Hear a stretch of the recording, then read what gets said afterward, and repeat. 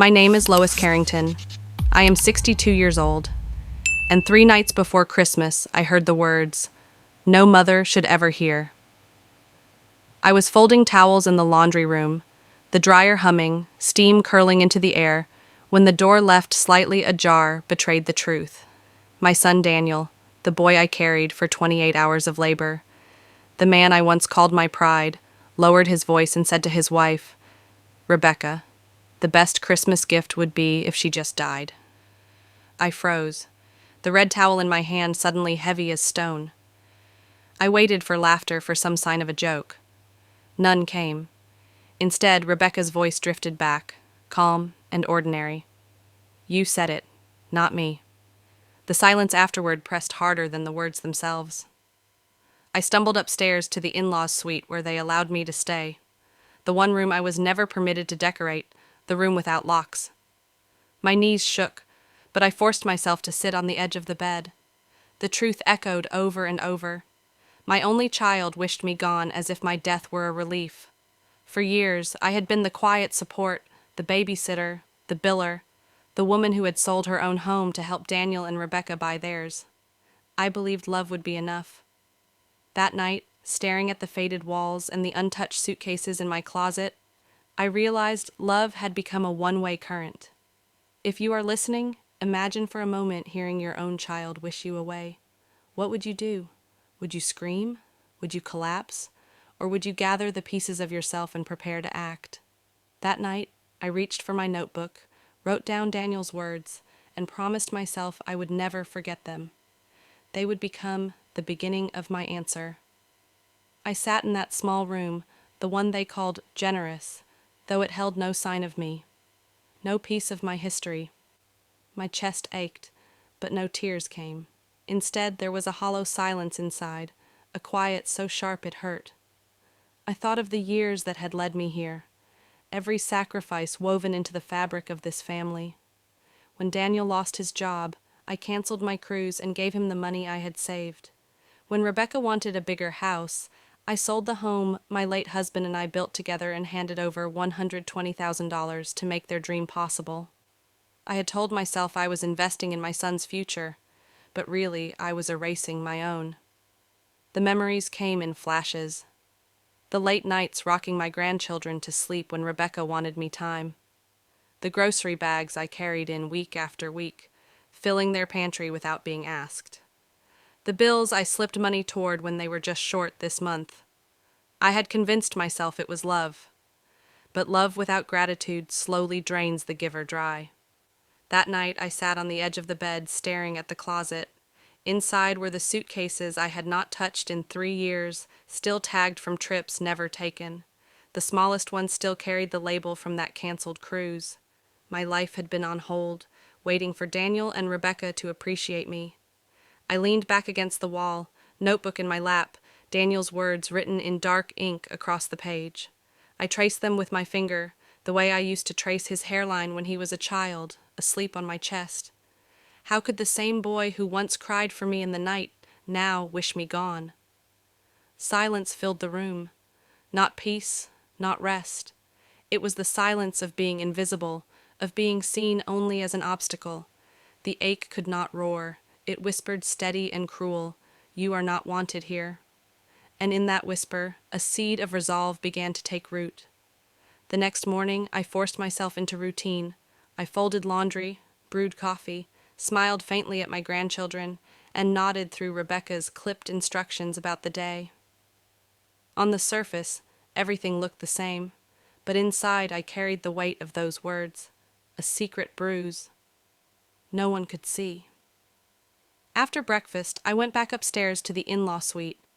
My hands trembled as I opened the desk drawer where I kept old mail. The top envelope bore the mortgage company's logo. I tore it open carefully, almost hoping it was nothing.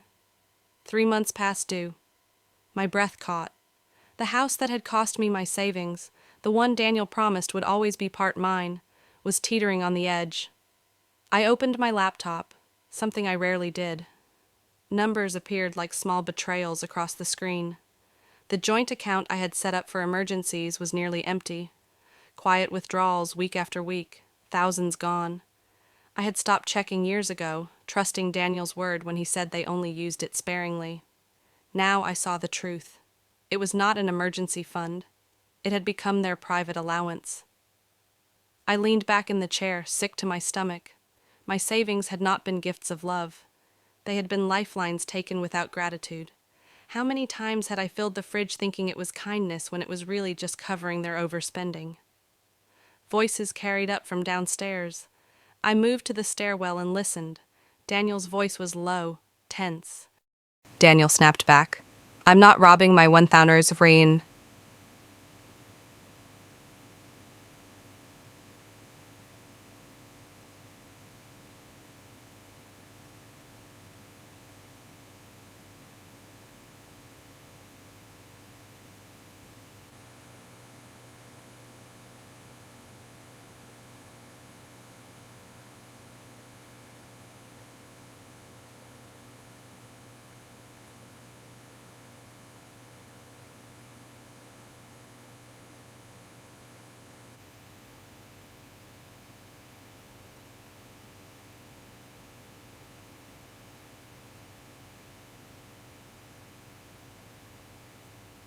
Daniel snapped back.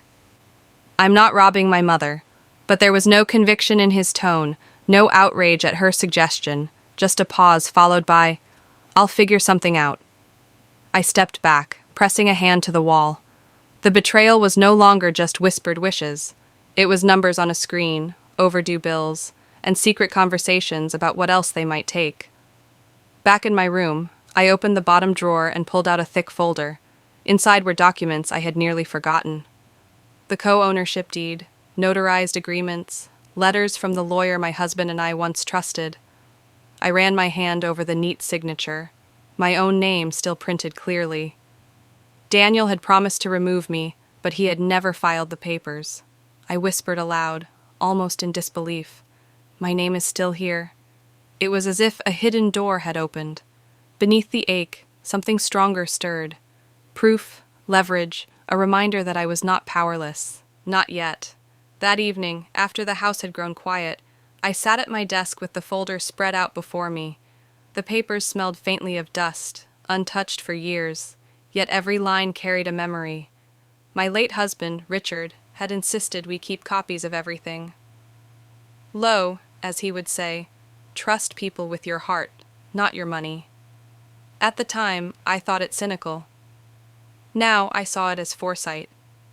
I pulled out an envelope labeled in Richard's handwriting. Plan B. Inside were the documents he had once walked me through: co-ownership deed, letters from our lawyer, even a separate list of account numbers Richard urged me to keep away from Daniel. I remember rolling my eyes back then, insisting family could be trusted. Tonight, staring at Daniel's casual betrayal, I felt only gratitude for Richard's caution. With steady hands, I picked up the phone and dialed a number I had not called in years. Sophia Miller answered a familiar voice. Relief washed over me. Sophia had been our attorney for decades, a woman who knew our history. Sophia, I said, my voice thin, I need to know if the paperwork we filed on the house is still valid, the one with my name on the deed. She paused only a moment. Of course it is. Daniel never filed the removal. You never signed anything. You still own 40%. I closed my eyes. For the first time in days, my heart slowed. So I still have rights? You do, she replied gently. Tell me what happened. And I did. The overheard words, the drained accounts, the overdue mortgage, the pressure to consolidate finances under Daniel's control. When I finished, silence hung on the line until Sophia spoke firmly. Lois, you are not trapped. You have power here.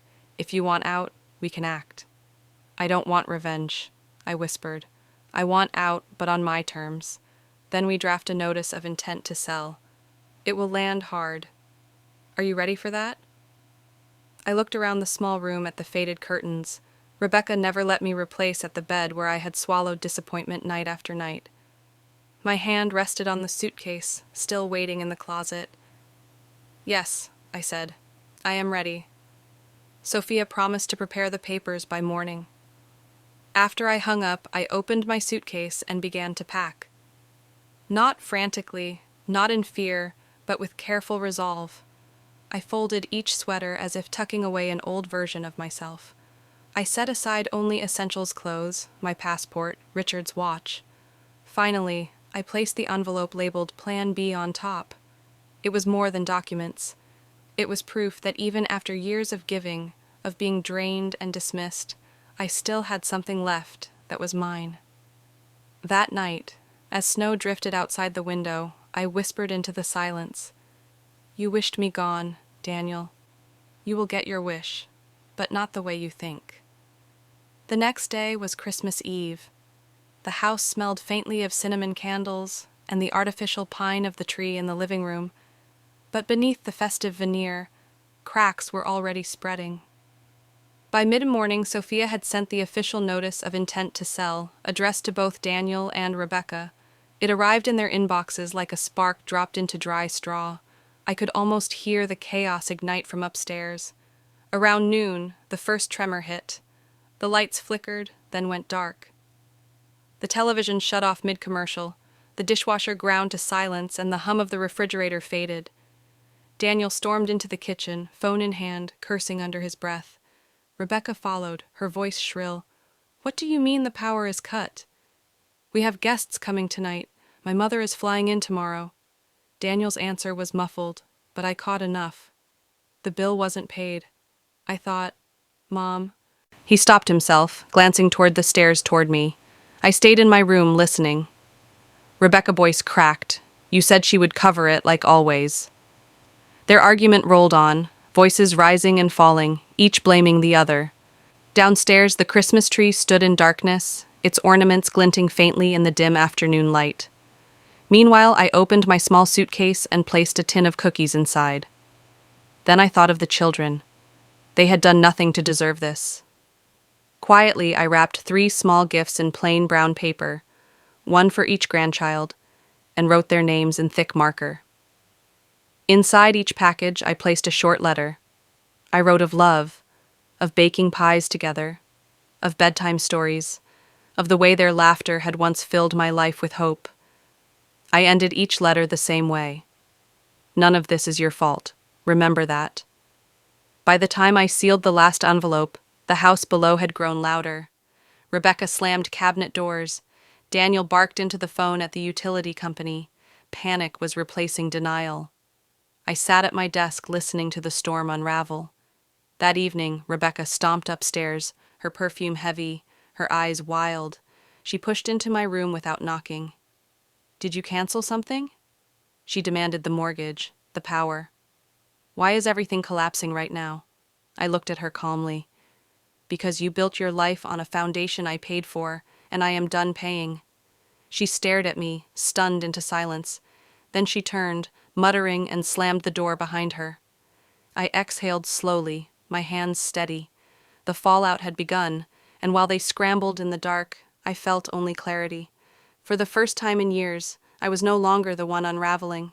They were. The house was still dark when I rose before dawn. Snow dusted the windowsills, and the air inside was colder than usual. I dressed quietly, pulled my suitcase from the closet, and set it by the door. Each zipper, each fold of clothing felt like a line drawn and ending written in fabric and resolve. Downstairs, the tree loomed in the corner, ornaments glinting faintly in the gray light. I knelt and placed the 3 simple gifts beneath its branches. No ribbons, no glittering boughs, just brown paper and words of love sealed inside. It was all I could give my grandchildren now, and perhaps all they truly needed. Proof that their grandmother loved them without condition. The airport shuttle pulled into the driveway at exactly 4:00 a.m. I wheeled my suitcase to the door, pausing for a long breath. Behind me lay years of silence, of being treated as invisible, of waiting for gratitude that never came. Ahead lay only uncertainty. Yet for the first time I felt steady. I stepped outside, the cold biting my cheeks, the snow crunching beneath my shoes. As the driver loaded my bag, I glanced back at the house. No light glowed from within, no warmth spilled onto the porch. It stood dark and silent, like the hollow shell of promises never kept. On the ride to the airport, I leaned against the window and watched the world blur past. Christmas lights still twinkled on neighborhood lawns, though none shone in mine. Families would gather, children would laugh, but my chapter in that house was closed. When the plane lifted off hours later, I pressed my forehead to the window. Below, the land spread out in neat squares of snow and trees. I did not cry, not when the seatbelt sign dinged, not when the captain announced our arrival, not when I heard French voices filling the cabin as we landed in Paris. I had not run away. I had not surrendered. I had walked toward myself.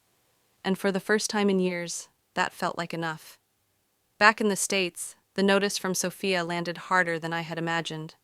By the time my plane touched down in Paris, Daniel and Rebecca had already received the email confirming my intent to sell.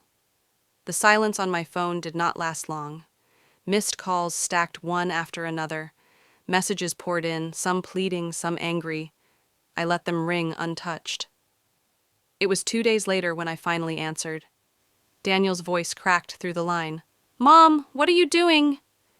"You can't just, exactly what you asked for," I said calmly. I disappeared. There was a pause, a shuffle, then Rebecca's voice in the background, sharp and panicked. "Tell her we can't lose the house. Not now." Daniel's words tumbled out. "We're drowning. The mortgage, the bills. We can't do this without you." My grip on the phone tightened, but my voice remained steady. "You stopped treating me like family the night you wished me dead. Since then, I've been nothing but a wallet and a babysitter." "We didn't mean it like that," Daniel whispered. "Yes, you did. Maybe not in those exact words every day, but in how you treated me, and now you will live with it." The line went quiet, except for his breathing. I closed my eyes and added, "This house was never just yours. You forgot that, and now the papers will remind you." When I hung up, my hands trembled, not from fear, but from release. The reckoning had come, not with shouts or revenge, but with truth laid bare. Paris in winter was cold, but the air felt lighter than it had in years. One evening I sat alone in a small cafe near the scene, a notebook open in front of me. I wrote the words slowly, letting them sink into the page. I didn't just walk away. I walked toward myself. For so long, I believed love meant giving until nothing remained. I thought being a good mother meant covering debts, filling pantries, silencing my own needs. But love without respect is not love. It is servitude. And family that treats you like a burden is not family, no matter what name they carry.